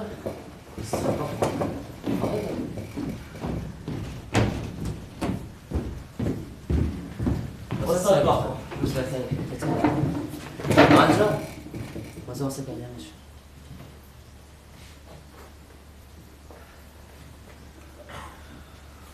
از من کار زیادی بر نمیاد، ولی همیشه احساس میکنم هر دقیقی از این مرد بزرگ به دزدن از اینجا.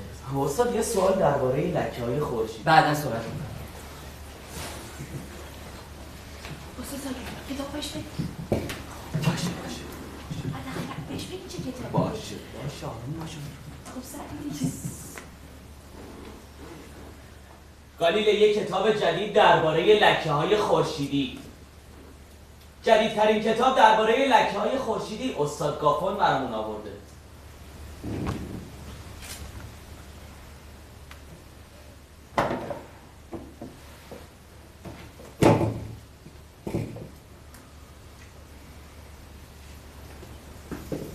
فولگانزیو چرا بیکار نشستی؟ کاری که بهت گفتم انجام بده.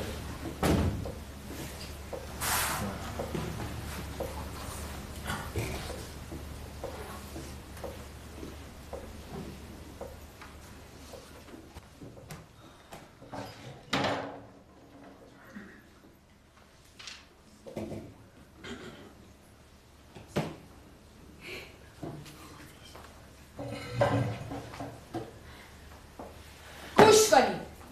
کتاب تقدیم شده به استاد گالیلئو گالیلئی، بزرگترین مرجع زنده فیزیک. درباره رساله فابریچیوس برای صحبت من رساله فابریچیوس اونجایی رو راجع به لکه‌های خورشیدی خوندم. به نظر اون این لکه‌های انبوه ستاره هایی که بین زمین و آسمون میزنن. استاد به نظر شما این عقیده مشکوک نیست؟ تازه بعضی جاها خیال میکنن که اینا بخارات خورشیده. صحیح. صحیح؟ بله. استاد ساگدو شک داره. من شک ندارم، بدون تردید چیزی که شما میبینید لکه نیست. پس چیه؟ ستاره است. بذارید آقای گالیله برامون توضیح بده. بله. آقای گالیله شما برامون توضیح میدید؟ استاد ساگردو، حدود 15 روزه که من روزای آفتابی میرم توی انباری زیر شیربونی. از بین شکاف‌های باریک شیربونی شعاع‌های باریک خورشید عبور میکنه که وقتی یه صفحه کاغذ سفید بگیری زیر اون تصویر معکوس خورشید رو میتونی ببینی. خب من یه لکه دیدم که به بزرگی یه مگس بود. عین یه تیکه ابر کدر جابجا میشه. دیگه چی دیدی آن را؟ چی دیدم؟ توضیح بیشتر بده آن را. لکه دیدم. لکه خورشیدی دیدم آقای ساگردو.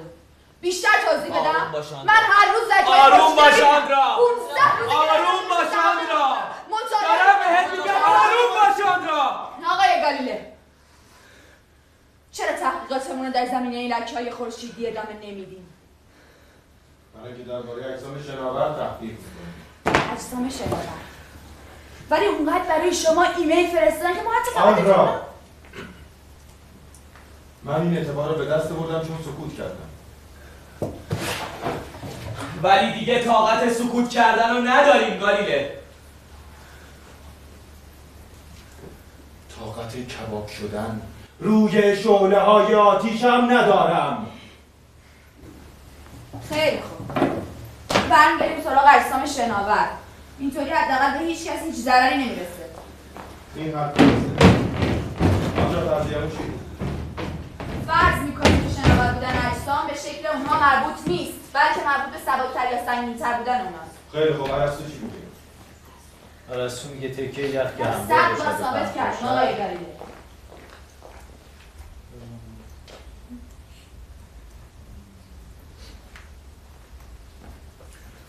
خانم سارتی، ویرجینیا کجاست؟ ویرجینیا اینجا نیست. یعنی چی اینجا نیست؟ من خودم بهش پی ام دادم که میام دنبالش. وای فایمون قطعه. خب شارژش کنید خانم. پول نداریم. سلام استاد گالیله. اسبا حالشون چطوره؟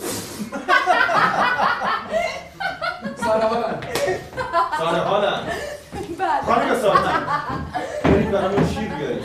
اسبا سر حالن میخوایم جشن بگیریم. شیر بیارم اسبا سر حالن میخوایم جشن بگیریم. واسه خودمون هم شیر نداریم. شیر مامان.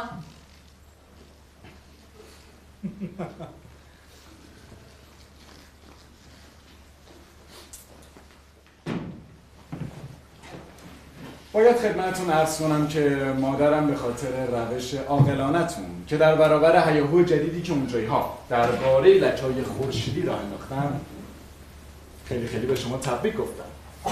عجب. البته این مسئله تو اونجا موضوع جنجالی حاد ماه گذشته بود. الان پدر کریستوفر نگرانه که نکنه این لکه‌های خورشیدی باعث بشه تا 2 مرتبه این قضیه مسخره گردش زمین به دور خورشید دوباره مطرح بشه. ببین لودویکو ماستیلی جای هیچ نگرانی که چشم دوختن ببینن از من گناه دیگه ای سر میزنه یا نه. از اونجا چه خبر؟ حتما در جریان هستید که پدر مقدس در حال مرگه. چی؟ در حال مرگه؟ واقعا؟ جانشینش معین شده؟ به احتمال زیاد عالی جناب پریولی. پریولی؟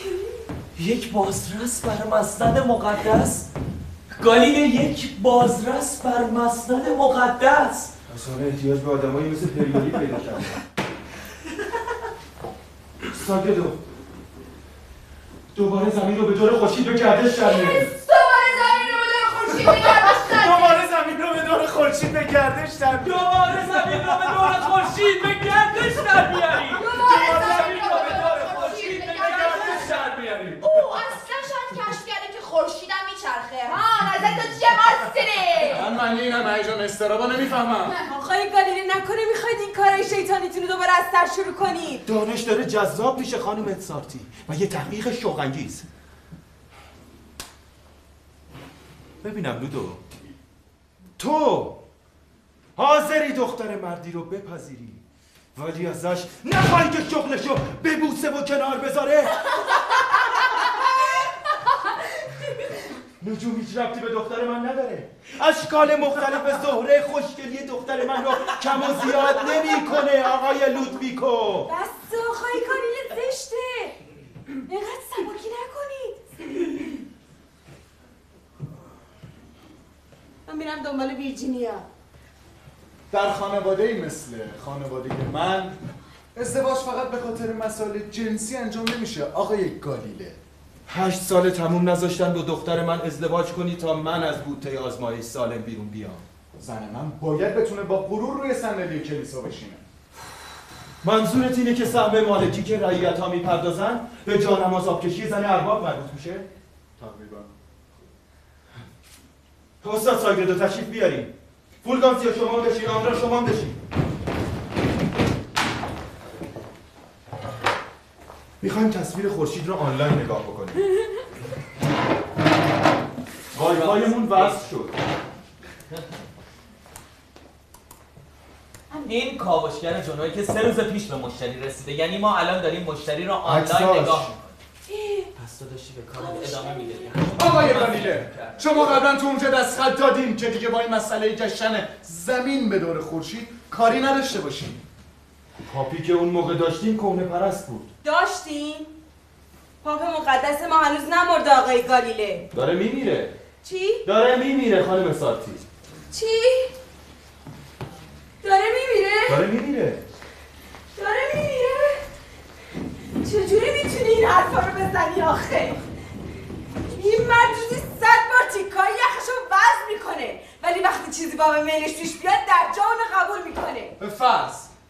به فرض اگر پاپ فعلی هم فوت کنه، جانشینش هر کسی که باشه و میزان عشقش به علوم هر اندازه‌ای هم که باشه بازم مجبورن روی میزان عشق بزرگی که خانواده‌های متشخصه این مملکت بهشون دارن حساب کنن. آقای مارسیلی، فیزیک رو خدا آفریده، عقل بشر رو هم خدا آفریده، پس خدا اعتراضی نداره که بشر به علم فیزیک بپردازه.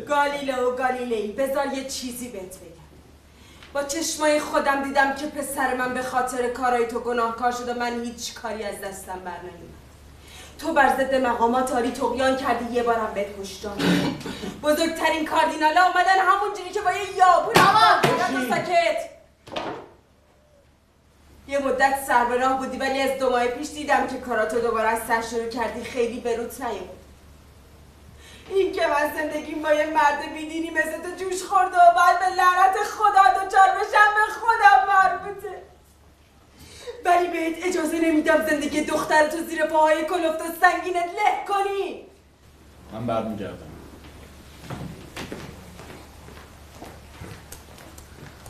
عینک.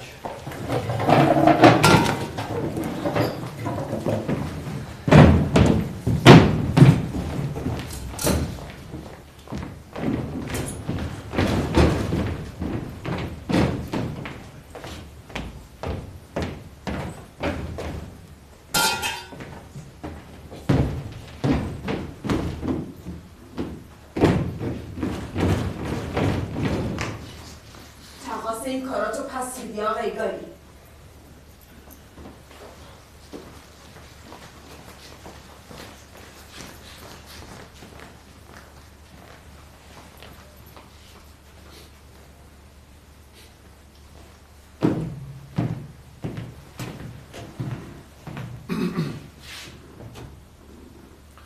میبینم که شما مقدمات کار رو شروع کردید.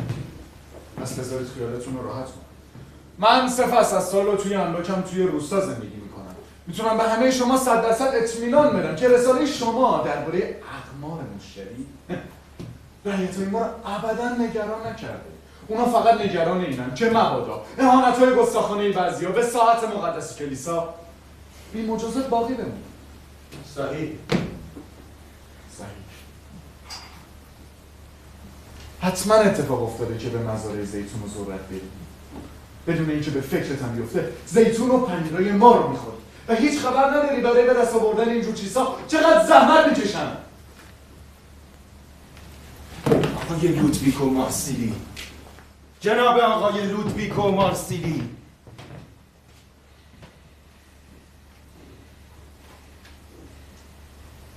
داری وقتمون رو تلف میکنی. شب بخیر. شما همیشه زندونی هوسای خودتون باقی میمونید. شب بخیر.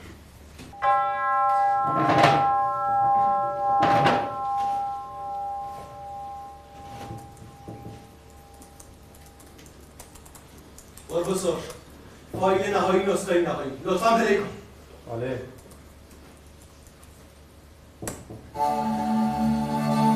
هموطنان عزیز، به هنگامی که پروردگار جهان عمل آفرینش را انجام داد، خورشید را صدا زد و به او فرمان داد که مثل یک نوکر مطیع چراغی بردارد و به دور زمین بگردد، زیرا تقدیرش بر این قرار گرفته بود که هر چیز مدام به دور چیزی بگردد که برتر از اوست. بدین سان گردش کوچکتران به دور بزرگتران و عقبی ها به دور جلویی ها آغاز گشت. به همان گونه که در آسمان ها، همان گونه هم در زمین به دور پاپ کاردینال ها طواف کردند، به دور کاردینال ها اسقف ها طواف کردند، به دور اسقف ها کشیش ها طواف کردند، به دور کشیش ها حاکمان طواف کردند، به دور حاکمان سندگران و به دور سندگران خادمان و به دور خادمان سگان و مرغان و گدایان طواف کردند. این همان نظم بزرگ عالی است که مردان علوم الهی گویند. این است قانون جهان. حالا گالیله کتاب مقدس رو دور انداخته، عینک به دست به اعماق آسمون زل زده و به خورشید فرمان داده بی حرکت شد. از این پس این خانوم است که باید دور خدمتکار بگردید. خدمتکاران روز به روز جسورتر می شود، نوکر تنبل می شود و غربت سبکسر. کودکان دیگر پا به کلیسا نمی گذارد.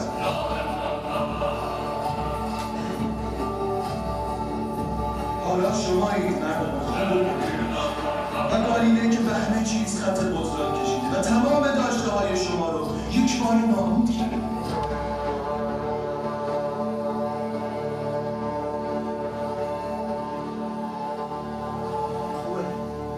خوبه. همینو بفرست توی تمام فضاهای مجازی. البته مکتوب شدهش رو با همراه عکس خودم بذار توی صفحه اینستاگرام. بله حتما.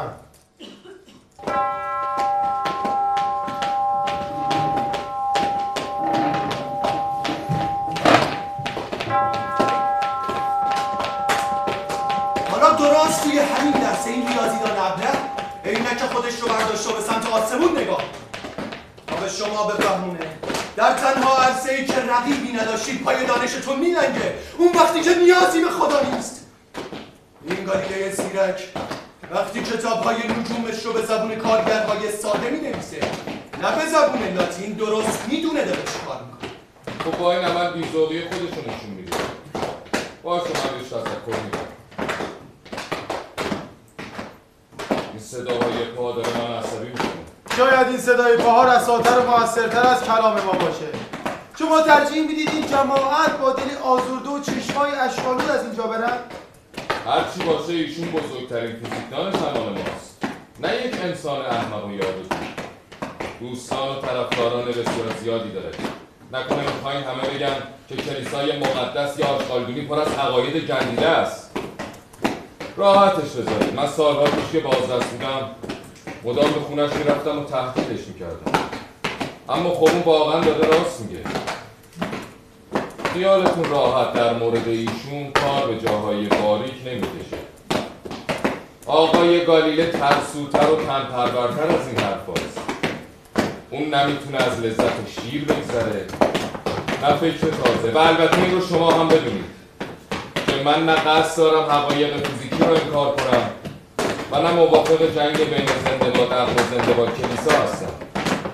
من به آقای گالیله اجازه دادم کتابش رو چاپ کنه، اونم فقط به شرطی که در انتهای کتاب این مطلب رو پیاده کنه که حرف آخر رو علم نمیزنه، ایمان میزنه. و خب آقای گالیله هم که به قولشون وفا کردن. عجب، در کتاب ایشون دو مرد با هم گفتگو میکنند. اولی مرد باهوش و دانشمندی که از گالیله حمایت میکنه و دومی مرد ابله و بیسوادی که از نظرات ارسطو جانب‌تری میکنه. نظر شما کدوم یک در انتها کلام آخر رو میزنید؟ کدوم یکی از این دوتا طرف ما رو میگیره؟ قطعا کسی که جانب ما رو میگیره اون مرد دانشمند نیست.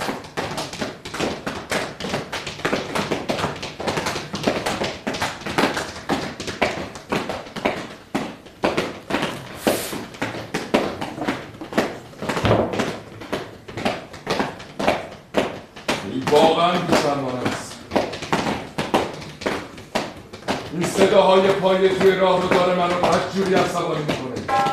مگه همه مردم دنیا قراره اینجا جمع بشن؟ همه مردم دنیا که نه، ولی برگزیده ترین اونها. خیلی خوب. در همین حد باشه که ابزار شکنجه رو فقط بهش نشون بده. همین کفایت میکنه علیزی.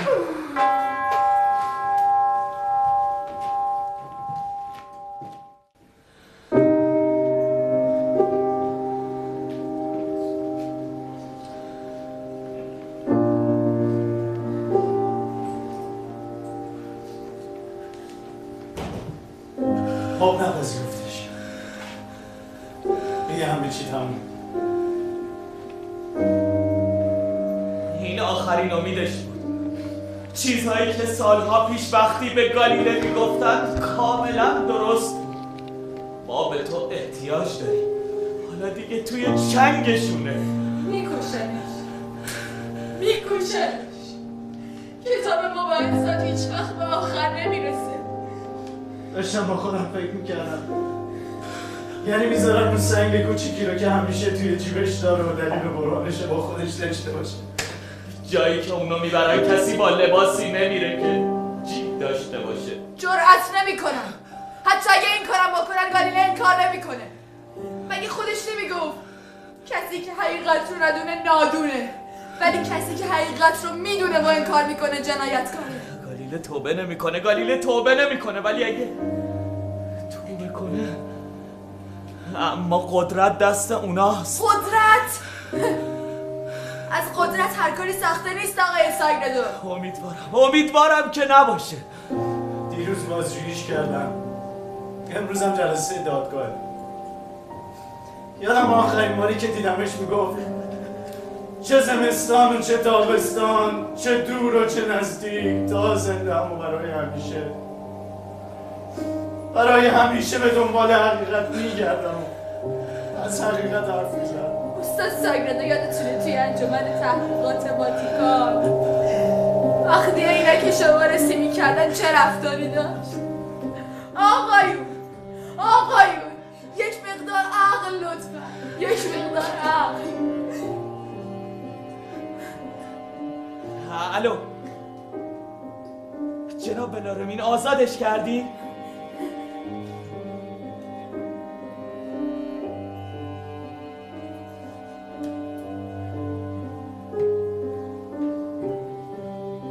آقای ساگردو آزادش کردن؟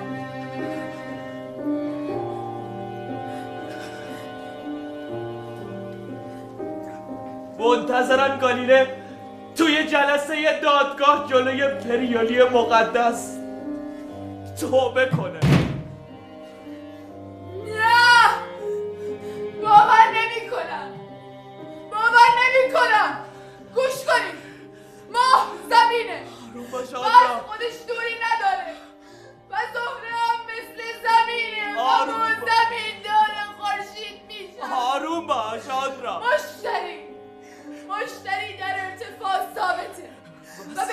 فلک بلوری خواهش میکنم آروم باش آنرا. قمر به دور مشتری میچرخد. زمین مرکز دنیا نیست و دور خود میچرخه. آروم باش. خورشید مرکز دنیاست و در جای خود ساکنه. مگه اون نبود که این خواهش میکنم آروم باش آنرا. و چیزی رو که با چشم دیده شد ممکن نیست به زور ندیده گرفت آقای گالیله. ممکن نیست. آقای گالیله باید توبه کنه. یه نمیتونم تحمل کنم. میشنوی؟ دارن حقیقت رو سر میبارن. توبه نمیکنه. گالیله توبه نمیکنه. بنابراین دیوونگی مغلوب شدنیه. انسان از مرگ نمیترسه. حالا اصل دانش واقعا آغاز میشه. من هیچی نمیگفتم ولی واقعا نگران بودم. معلومه ایمانم سسته. در این صورت مثل خورشیدی میمونه که طلوع نکرده غروب کنه آنرا. غروب کنه. و حالا امروز انسان زجر کشیده سر بلند میکنه و میگه من میتونم زندگی کنم. آفرین آنرا.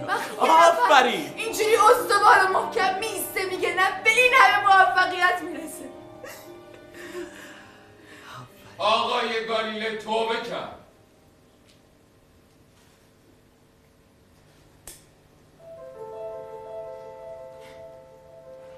من گالیله و گالیلئی استاد ریاضیات و فیزیک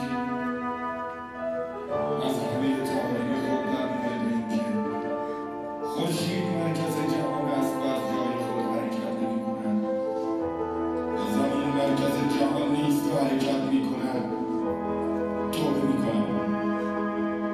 من با کمال صداقت و با ایمانی بی‌شعبه و بی‌ریا تمام این خطاها و عقاید کفرآمیز و به طور کلی هر نوع خطا و عقیده دیگری را که برخلاف آیین کلیسای مقدس باشد انکار می‌کنم.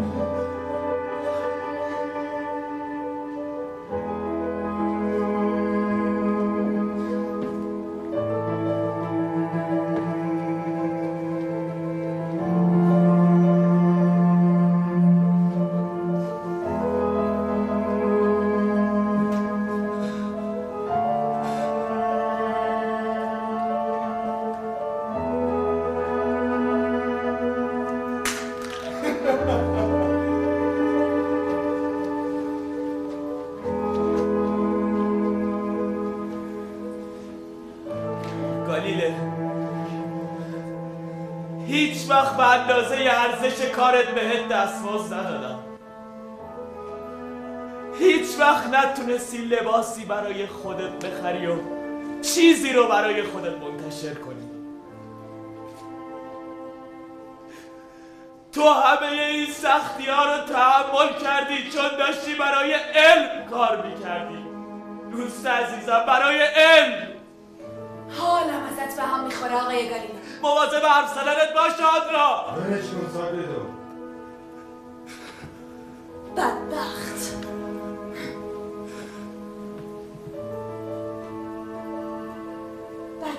ملتی که قهرمان نداره.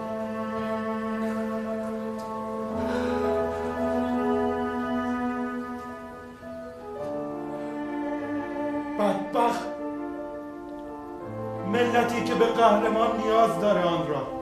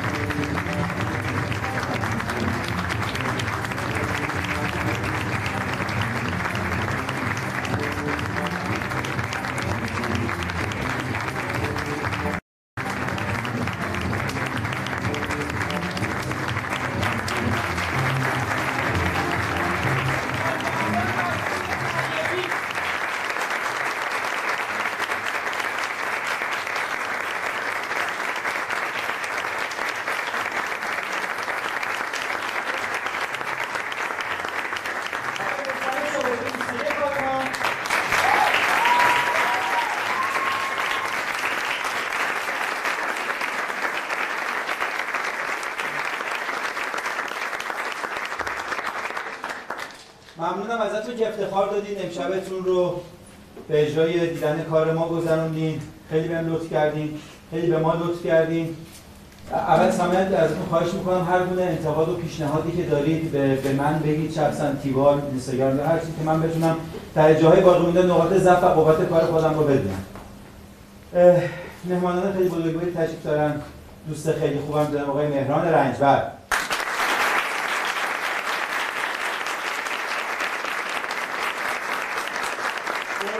سلیمانی بزرگوار.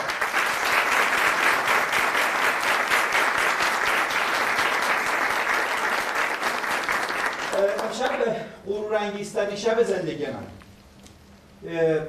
تمام این سالهایی که تئاتر کار کردم منتظر همچین لحظه‌ای بودم. با افتخار کار تقدیم می‌کنم به دکتر علی رفیق.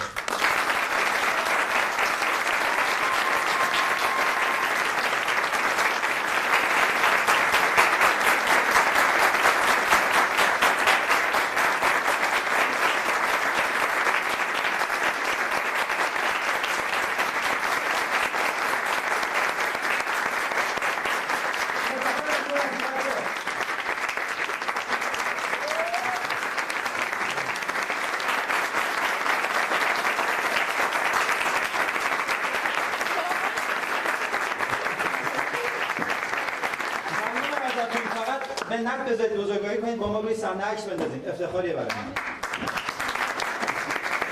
ما بریم بله.